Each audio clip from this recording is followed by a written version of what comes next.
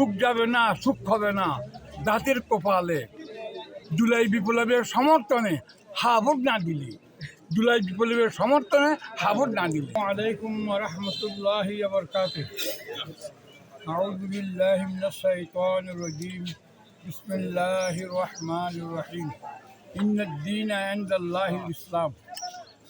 আলহামদুলিল্লাহ, আলহামদুলিল্লাহ। আজকে 17 বছর পর আজকে স্বতঃস্ফূর্তভাবে আমাদের জনগণ নিজের ভোট নিজে দেওয়ার জন্য উদ্যোগ নিয়েছে এবং সুযোগ পেয়েছে। এই সুযোগটা আমরা বহুদিন পরে পেয়েছি, অনেক আন্দোলনের মাধ্যমে, অনেক সংগ্রামের মাধ্যমে, জুলাই বিপ্লবের মাধ্যমে আমরা এই সুযোগ পেয়েছি।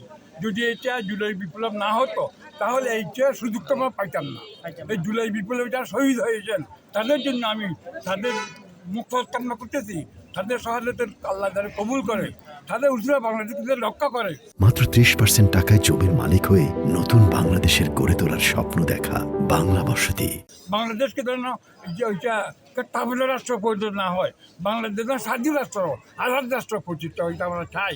আল্লাহ কাছে দোয়া করতে সবসময়।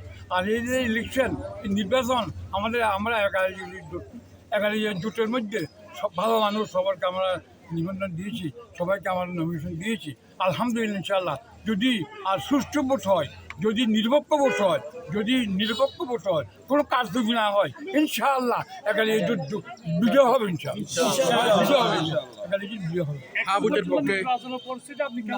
যারা শুনতেছে আলহামদুলিল্লাহ খুব ভালো।